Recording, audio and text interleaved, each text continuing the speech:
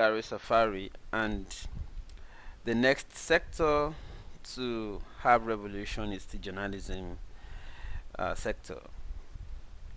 And I want to react to what happened that trended on the internet today. The fourth estate of the realm is um, so embarrassing, to say the least. In Nigeria, I've been there and I'm here to share experiences. The people we should, on one hand, sympathize with the most in the country, and on the other hand, that we must, also be afraid of, is the journalism sector or the media sector. Journalists in Nigeria are under-equipped, untrained, and if they have any training at all, it is the training of how to patronize politicians, make cheap money, and keep quiet. And that is why it becomes easy for a Femi Fani-Kayode to insult a journalist. I don't follow him, I don't even know who he is. But the last time I checked, the only thing I knew about Femi Fani-Kayode, two things only, and that should not even make him relevant at all as we speak. The first thing I know about him is that he was a former minister of aviation. And the aviation sector, as you see it today, can already tell you that if anybody needs a tour, the tour should be to the aviation sector. Number two thing I know about Femi Fani-Kayode is what Obasanjo said about him. I mean, I'm not supposed to know Femi Fani-Kayode better than his employer. Obasanjo says Femi Fani-Kayode is like a fowl. Just toss him some corn, grains of corn or maize. He will pick them up, eat, and start singing your praise. Those are the only two things I know about. Aside from those two, I don't know anything about Femi Fani-Kayode other than being a rabble-rouser. So whatever gives him importance or relevance, and in what capacity would he be touring to come and report to us? If anybody needs to tour and report situation, it should even be the journalists he assembled. But because those ones journalists don't know their place anymore in this country.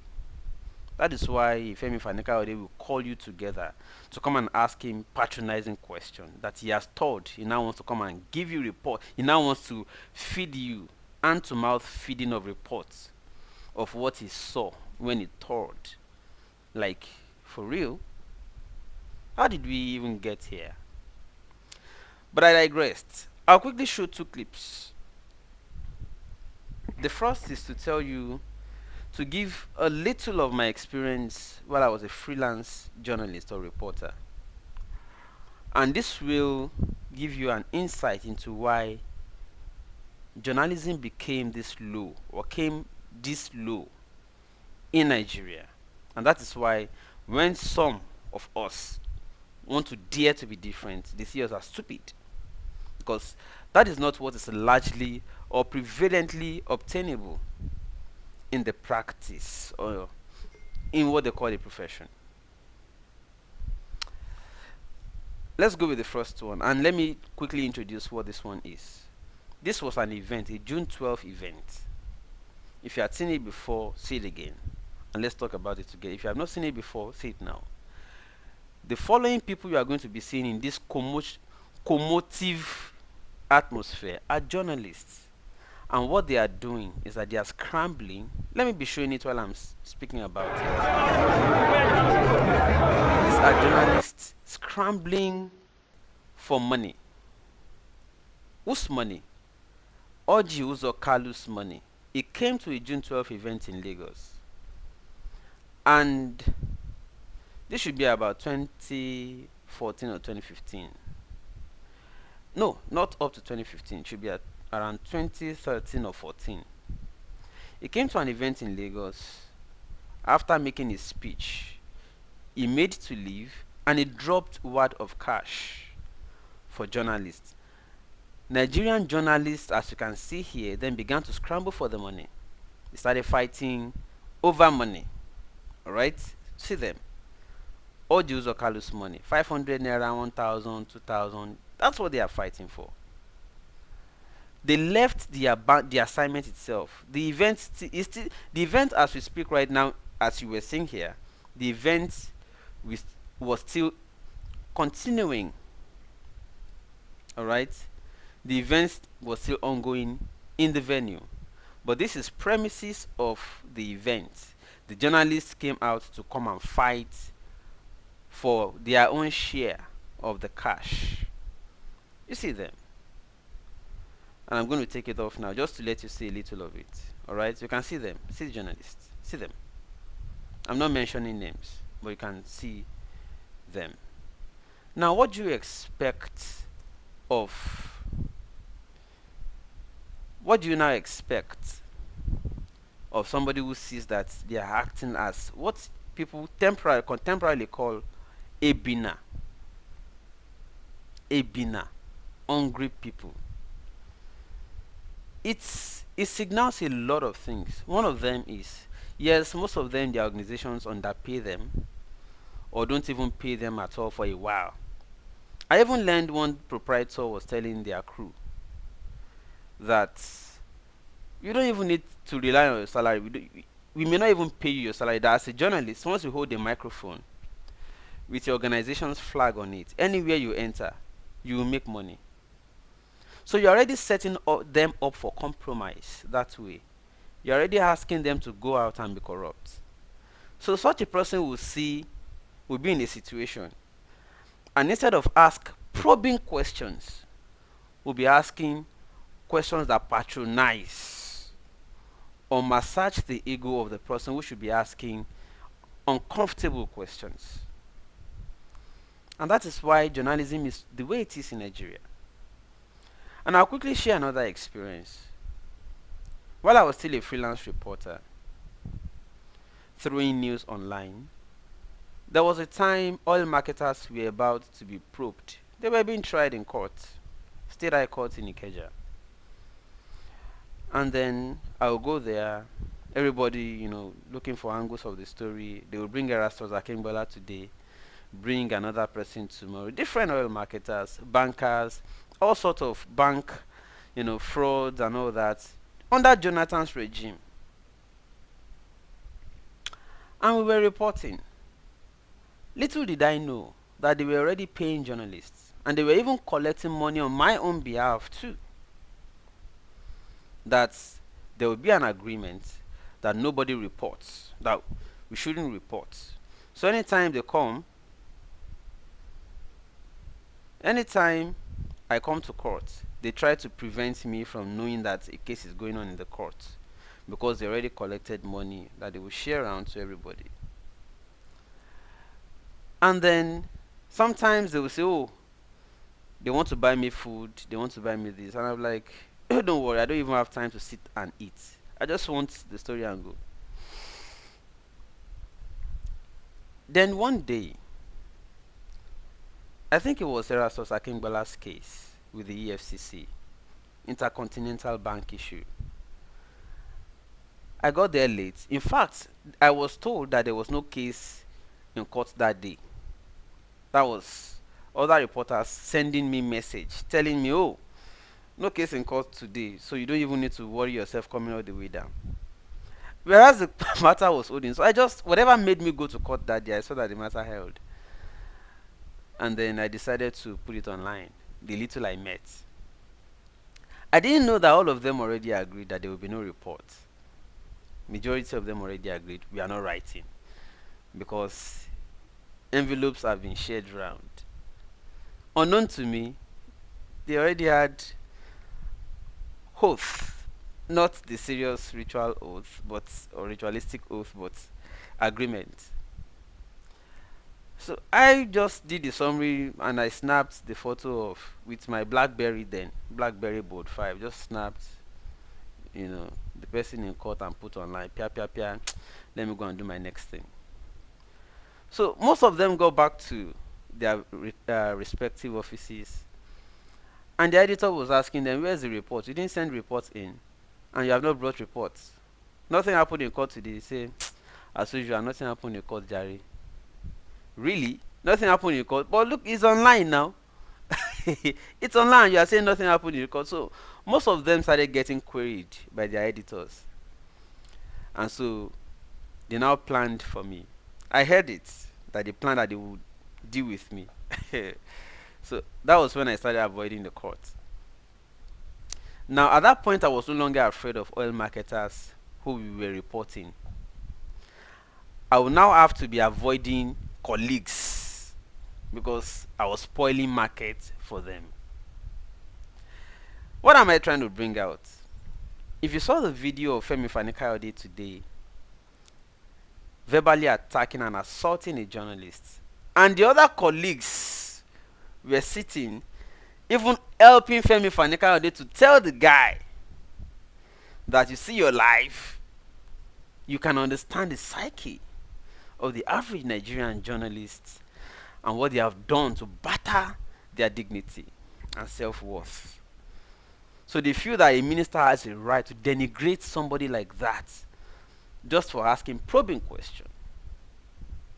By the way, why did you call press conference if it was not allowed that we ask questions? Did you not call the press conference so that we can probe you or ask questions? Did you bring me here to come and ask you patronizing questions? You called press conference. I didn't call you. You called, and I'm supposed to do my job, which is to ask you uncomfortable questions, not to patronize you. So resorting to insults, verbal abuse, and the rest of them is totally uncalled for. Okay? So it doesn't make sense. To me, to someone like me, it doesn't make sense. Therefore, Femi Fani-Kayode, I'm not asking him to apologize. It's not necessary. His apology will not change anything. He already came out to embarrass himself.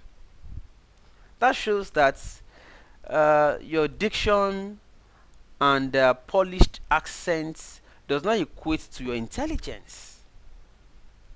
Because if you were exposed enough, intelligent enough, learned as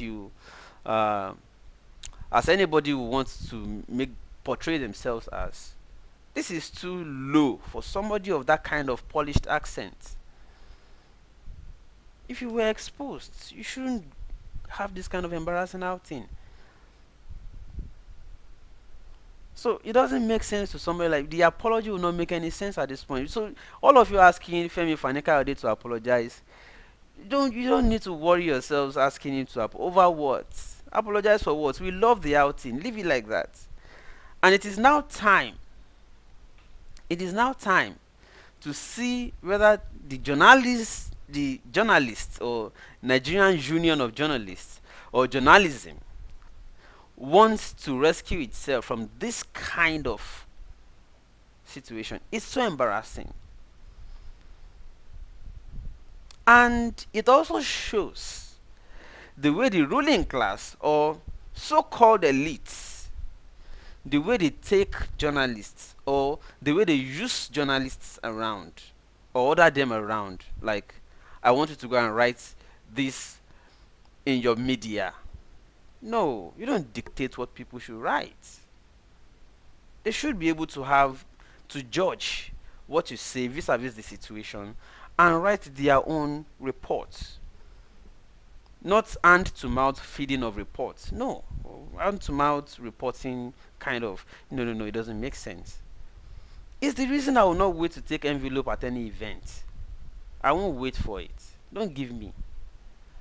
And in fact, anytime anybody insisted, oh, you must take it, blah, blah, blah, blah, okay. You know what? You can appreciate my boys.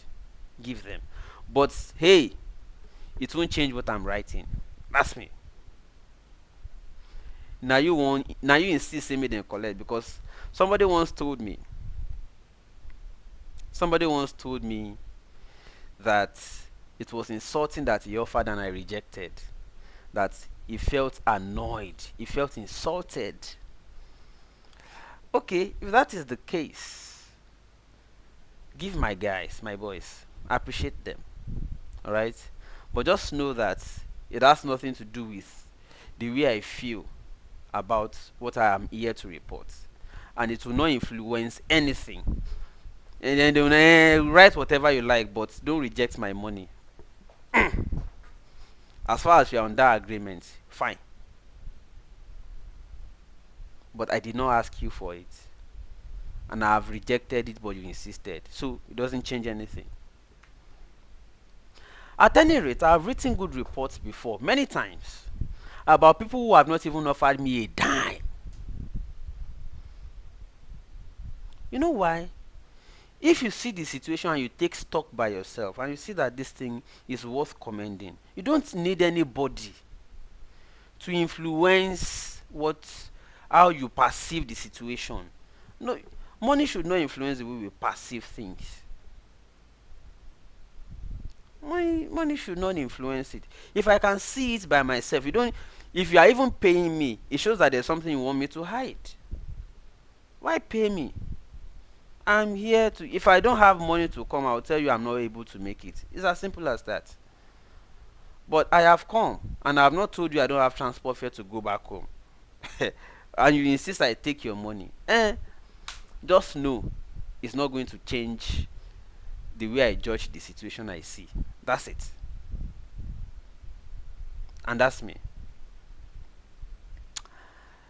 Now, I'll take a few questions and I'll respond to some of the comments I have seen, and which also go a long way to show the way all of us have even taken ourselves, shabbily.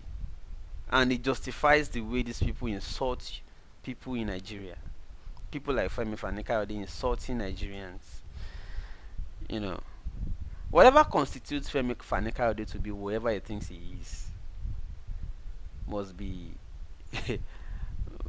must be some kind of self-delusion. Because for all I care, that assembly is supposed to be probing him. Assembly of journalists. And then he came out to say, oh, I was a one-time lawyer and I was a one-time minister and I'm a lawyer. Does that justify that you cannot be bankrolled to go on such a spurious tour? I don't know.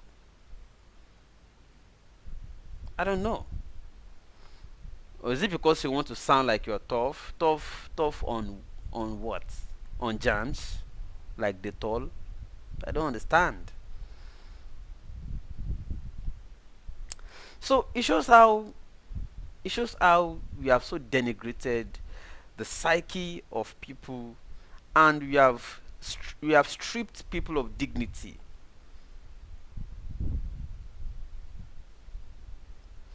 Now let me play the video a little, and let me respond to all these things one by one. Just let's analyze this. I'm saying this on live TV. What? No, put that thing now. Let me address. What type of stupid question is that? What type of? Now, put that thing down. Are you saying he's not supposed to film the way you respond to the question? What type of stupid question is that? But then he came out to say it wasn't a question. But in this one you say, oh, okay, let's continue. Stupid question is that? Bankrolling who? Do you know who you are talking to? I will not take any questions from this man. What type of insult? Do you know who you are talking to? All of us know this is Femi Fanikayode. I will not take any question from this man. Why bring him to press conference here? And if you don't take his question, will he die? Let's continue.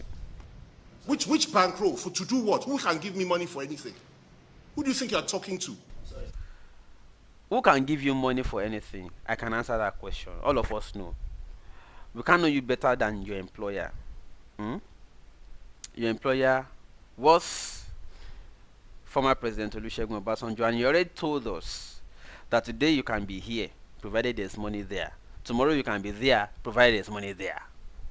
So, the question, who can pay you, has already been answered by Obasanjo. I don't have the other answer. Bankroll what? Go and report yourself to your publisher. Bankroll what? This is an indictment on publishers. An indictment on publishers. Go and report yourself to your publisher because you know the publisher. So, you know the way you deal, and you don't expect that. Please don't insult me here. Okay, I don't want to take any questions from this man. Very I could see from your face before you got here how stupid you are. Don't ever talk to me like that. Who do you think you're talking? You could see from the face that he was stupid. Perhaps because he looked malnourished or poor, right? But if the guy had asked a patronizing question, you would not have seen in his face like that. Okay. Bankroll who? You think that I'm one of those ones you'll be from who? From how? When? Where? How? You have a small mind. Very small mind. The big minds take money, get bankrolled, and write praises, like the person talking here. Now, those asking what the question is, Femi Fanekade himself already said what the question is. Who bankrolled his store? In case you don't know the background to this, Femi Fanekade went on a tour, and he visited the south. He said he was touring south, and he went to Calabar, Cross River State. And then we saw a picture of him and the governor smiling. As of yesterday or 2 days ago, we already started saying that. Now, he said he told, after he met the governor, he played around, he now called press conference. Understandably, to do an appraisal of the works those governors he has relationship with are doing. Alright? We don't understand why that. But we can already see. So that's the question. Who is bankrolling this store? And what is he supposed to achieve? For who? Judge me by your own standards. I've been in politics since 1990. I'm not one of these politicians you think will just come. I've been locked up how many times by this government? Rabu Rousers get locked up too. And then they come back and take money. So, suffered and been persecuted. Unlike most of the politicians you follow for brown envelope. You. Don't ever judge me by that standard. Femi Fanekade probably knew this guy before, and he knows he follows politicians to go and collect brown envelope. Otherwise, he's just speaking generally about journalists in Nigeria and the way they go about collecting brown envelope. I spend, I don't take. And I'm not a poor man. I've never been and I will never be. Bankroll how? Don't ever suggest that to me. Now, nobody asked whether he's rich or poor. He will never be poor and all that. Self-serving comments there, not necessary. The question still is, who bankrolled this store? You haven't answered it. I'm sorry, that was deeply insulting. I don't often get annoyed in press conferences. I've been doing this type of thing for many, many years. Don't you? For many years, deceiving people, deceiving journalists, and getting away with it. Make that kind of suggestion to me. Sorry, sir. Thank you, sir, for your time, sir. Bankroll who, a former minister, a lawyer. Sorry, sir. How much is the salary of a minister? And as a lawyer, okay, I think it's not compulsory he goes to court to champion cases. I've not seen him in court before, but as a lawyer, which chamber and what type of business does this do with his law firm that must be running into maybe lawyer for oil wells or owners of oil wells? Indeed, Femi Fanekade must be very rich. He must be. Don't ever try that with me again. No. Don't, please.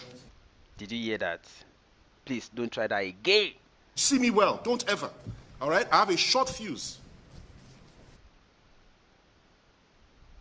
with a court. Okay? Don't. Sorry, sir. Try it with others, don't. I won't just say right now, I will hit you hard, don't. And if anybody sent you to ask that question and gave you brand new, go and tell them you got more than they bargained for to do it. Very rude. It's not the standard of daily trust Who is rude here? Who is rude between the two? at all. And I will report you to your publisher. Thank you. Sorry, sir. Any other questions? No, Can Cruz? that's okay, sir. So sorry. Imagine that. So sorry, sir. Somebody has been on the road for how long? You are coming to talk about that. Who sent him?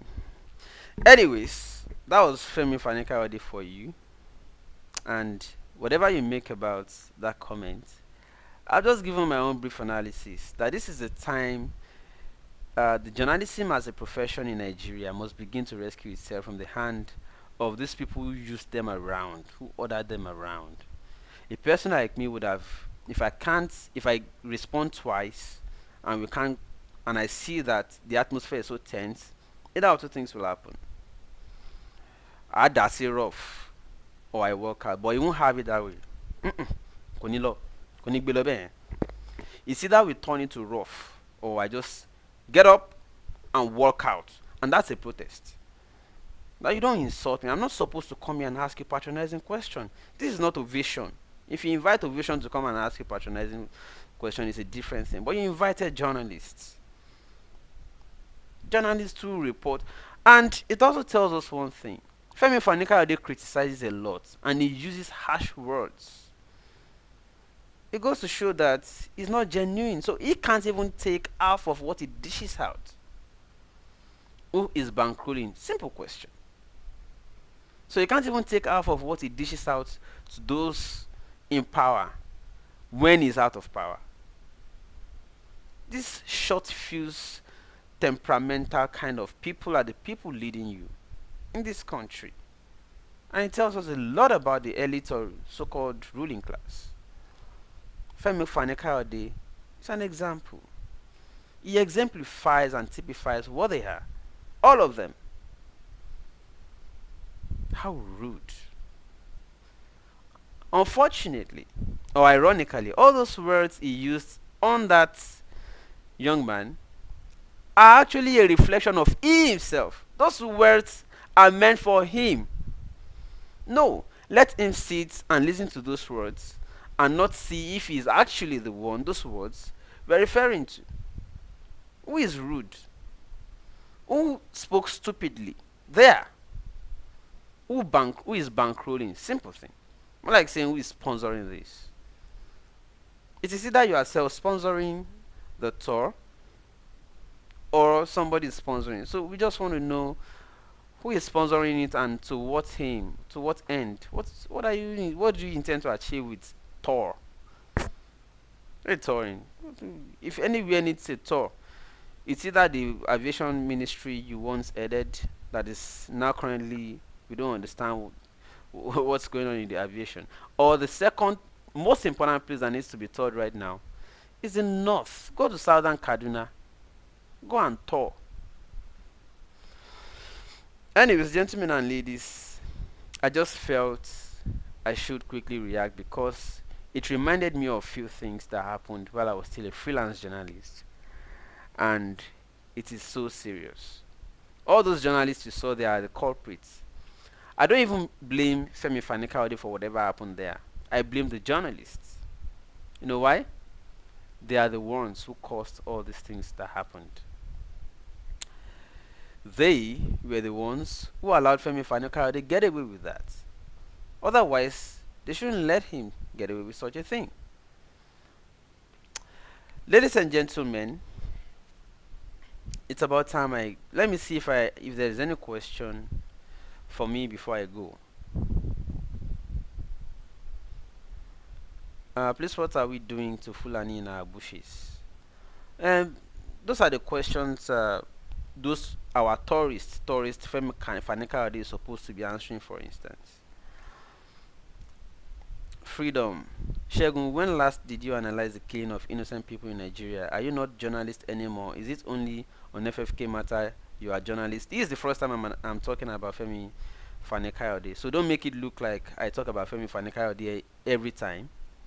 And if you have listened to me in the past, you know I talk about everything as they come up. We have talked about killings in the past. I don't know where you were then, but today we are talking about the way and manner journalists are disregarded in this country. If you don't respect journalists, how do you trust what they write for you? Anyways, in the absence of any other question, I understand the time is fast spent.